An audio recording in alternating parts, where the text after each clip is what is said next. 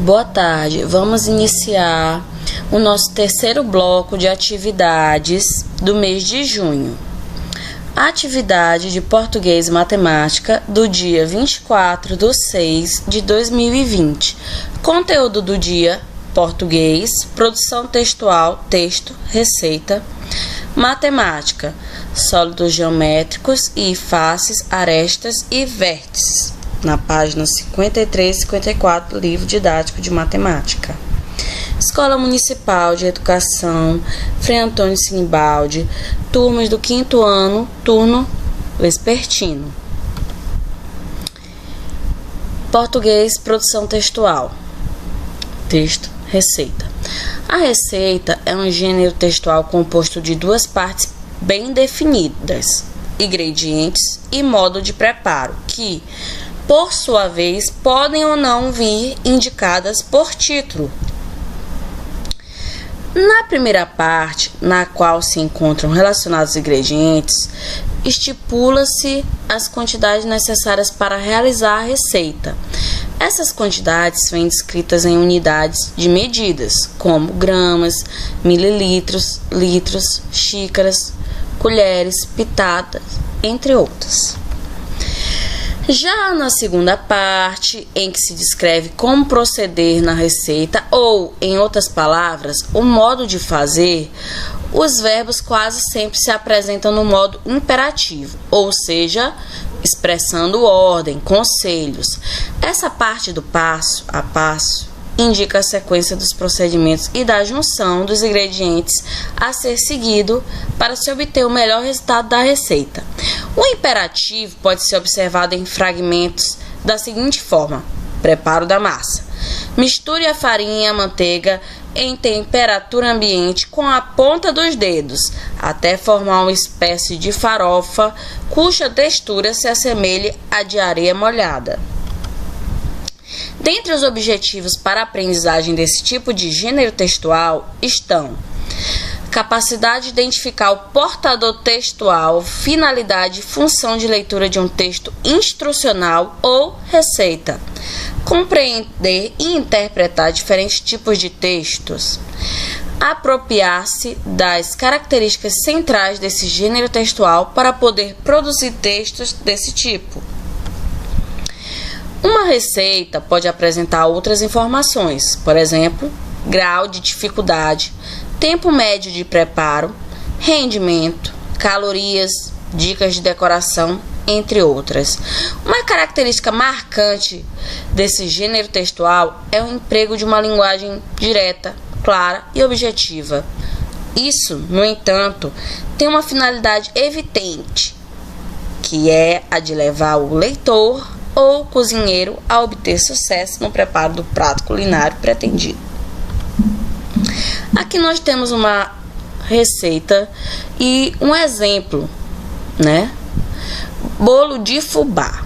Ingredientes, aqui ó. Aqui são as medidas, né? 2 copos de fubá, 2 copos de açúcar, 1 copo de óleo, 3 ovos, 3 colheres de trigo, 1 litro de leite, 1 colher de fermento, 500 gramas de queijo ralado. Modo de preparo: leve os ingredientes no liquidificador, exceto o fermento e o queijo ralado. Misture esses ingredientes por último e leve ao forno até que fique dourado. Essa nossa receita está dividida em 2 partes, apesar de anteriormente a gente ver que também pode apresentar outras informações nas receitas, né? Como já descrito. Porém, o mais comum é que ela seja mesmo dividida em 2 partes. Crianças, não tem 2 dedos depois da margem, é tudo rente à margem, ó. Vocês podem ver. A não ser que no modo de preparo vocês podem colocar os 2 dedos, fica a critério. Uma receita é um texto bem prático. Normalmente ele é descrito assim, é colocado dessa forma. Essas são as regras textuais para descrição. E, consequentemente, é bem interessante que sempre se tenha como título o nome do alimento que você está preparando. Bolo de fubá, bolo de chocolate, pipoca. Como se faz pipoca? Tem instruções, passo a passo. Pipoca doce. Esse tipo de título. né? Que no caso vem ser o nome da comida que você vai preparar. Agora, o que a tia quer? Como tem descrito aí no bloco de atividades, é o seguinte: agora, em uma folha de papel chamex ou no caderno, monte, escreva uma receita típica junina que você conhece de preferência, bastante feita nesse período na sua região. E não se esqueça de grampear sua receita ao bloco de atividades quando for entregar na escola. Tia, eu não sei. Peça uma ajuda para o seu responsável. Com certeza alguém deve conhecer uma receita típica da sua região. E normalmente essas receitas típicas se encontram na internet. Você pode pesquisar. Se já não tiver no caderno do vovô ou da vovó, que é muito comum também ter a receita descrita. E você vai reparar que normalmente sempre é nessa divisão: o nome do prato que você vai preparar, aí ingredientes, descrição da quantidade dos ingredientes e o modo de preparo. Vamos agora iniciar a disciplina de matemática referente à página 53 e 54, sólidos geométricos. Na página 53 tem assim: observe abaixo a representação de alguns sólidos geométricos: cubo, prisma de base triangular, cone, esfera, pirâmide, paralelepípedo, retângulo, cilindro. Aqui a tia tem exemplos de uns, ó: cilindro, cone, cubo. Pirâmide hexagonal, ela possui 6 lados. Pirâmide triangular, ela possui 3 lados. Esfera, corpo arredondado. Vocês lembram da aula de ontem em relação ao formato do nosso planeta Terra? É esse aqui, ó, formato esférico. Paralelepípedo, formato retangular. Pirâmide quadrangular. Se a hexagonal é 6, a triangular é 3, a quadrangular vai ter 4 faces, 4 lados. Prisma triangular. Crianças, os sólidos geométricos são divididos em poliedros e corpos redondos. Poliedros, todas as faces planas. Exemplo: paralelepípedo, pirâmide, cubo, prisma, base. Corpos redondos, todas as faces ou quase todas são curvas. Em alguns destes sólidos é comum uma face plana. Olha aqui, ó, o cone, mas ela possui uma face plana. Vocês vão conhecer daqui a pouco a conceituação de faces, de vértices. Vamos aqui dar continuidade. Cilindro, ele está arredondado. Aqui, pertencente aos corpos redondos, também a esfera. Aqui, esses dois exemplos é porque, no caso, esses corpos redondos, eles têm uma característica comum aos poliedros, o que vem a ser, eles apresentam uma face plana apenas. Porém, se colocar deitado, eles rolam, entendeu? Poliedros, sólidos que têm apenas superfície planas, nenhuma delas é arredondada. Vocês podem analisar, ó. Tem alguma coisa arredondada aqui? Não, né?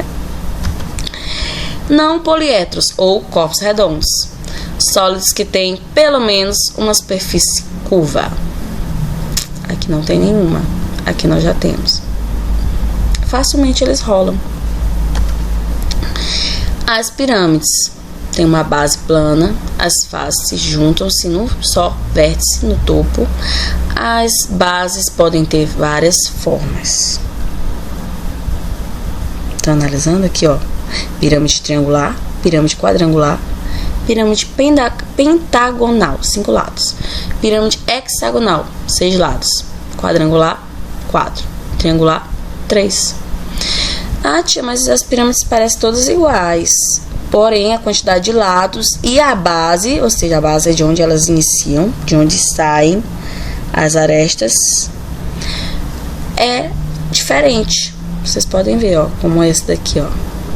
Já esse daqui tem um formato da base dela quadrado. Esse daqui tem um formato mesmo, a base de um triângulo. Aqui de um pentágono e aqui de um hexágono. Os prismas têm 2 bases planas. As bases podem ter várias formas geométricas. Prisma quadrangular, prisma hexagonal, prisma pentagonal, prisma triangular. Como assim, tia? Eles têm duas bases, ó. Uma, duas. Aqui é de cima, uma, duas. Ou seja, você pode colocar de ambos os lados, não vai cair. Aqui também, ó. Uma, duas. Diferente da pirâmide, só tem uma base, ó. Aqui não fica igual aqui. Aqui acaba juntando tudo e formando essa pontinha. Já nos prismas não é assim, ó. Até formato pirâmide, pirâmide aqui e aqui. Sólidos geométricos. Continuando, os sólidos que só têm faces planas são sólidos com vértices e arestas. Tia, o que são vértices? São aonde encontram-se as arestas. Como assim? As linhas que formam os corpos dos sólidos são chamados de arestas. Estão aqui na cor verde. E o encontro delas, essas bolinhas aqui amarelas, é para representar o encontro, onde elas se encontram, que são chamados vértices. Os sólidos que têm superfícies curvas poderão ter vértices, mas não tem arestas. Ó. Aqui nós vamos à conceituação dos três elementos que podem formar os sólidos geométricos, sendo que já vimos que alguns não possuem arestas. Exemplo, bem as esferas. Face. Cada uma das figuras planas compõe um sólido geométrico. Aqui, ó. Essa aresta, 1, 2, 3, 4, formou essa face. As arestas são as linhas e o encontro delas são os vértices. Aresta é a linha reta onde duas faces se encontram. Vértice é o ponto de encontro de três ou mais arestas. Aqui, ó. Vocês estão olhando aqui essa linhazinha vermelha? São as arestas. Aqui, ó, a representação, ó. É aresta, aresta. Esses aqui também, ó. Nós vamos contar essas linhas, ó. 1, 2, 3, 4, 5, 6, 7, 8, 9, 10, 11, 12. Vértices vão ser os encontros. Aqui vai ter 1, 2, 3, 4, 5. Ali vai ter 6, 7, 8. Faces. A união das arestas e juntando no ponto dos vértices acaba formando uma face.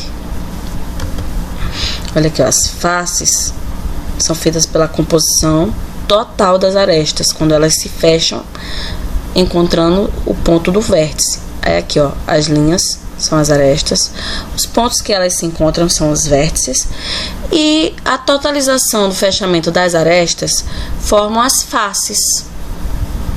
Aqui, por exemplo, teria 1, 2, 3, 4, 5, 6.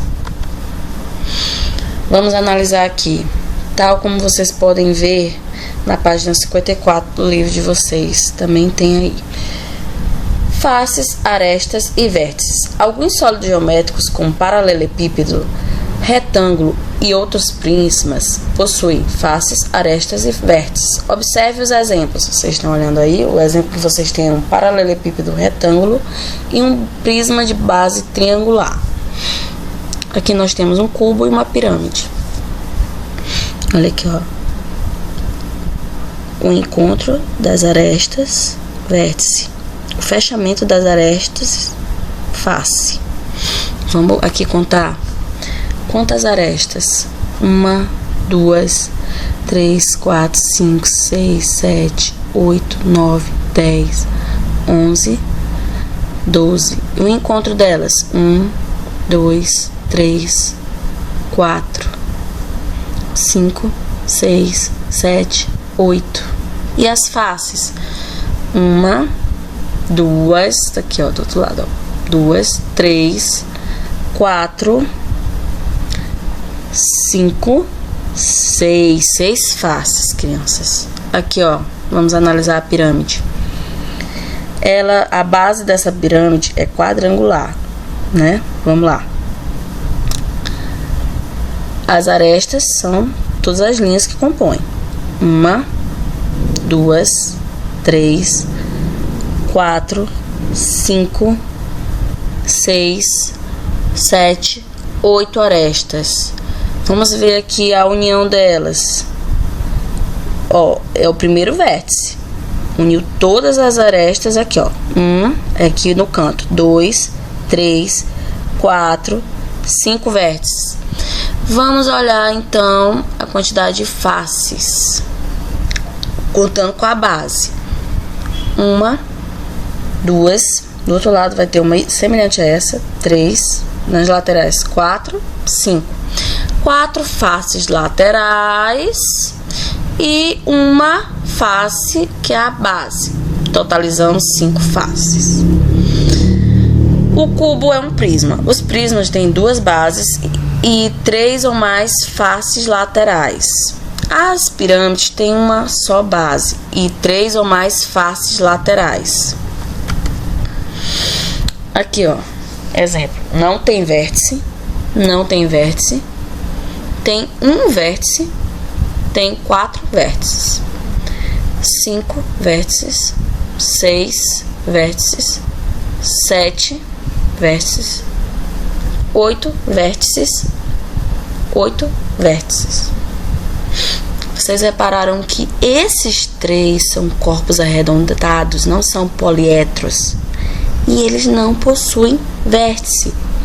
2 deles possuem base, mas não possuem vértices, o que nos lembra do dito anteriormente. Já daqui para cá são poliedros, todos possuem base. Obrigada, crianças, pela aula de hoje, certo? Agora vocês vão responder a atividade de matemática da página 54, ok? Depois mostrar para a tia no grupo. Qualquer dúvida, nós estamos juntos aqui sempre, das 2 até as 5h30. Vocês podem estar tirando a dúvida.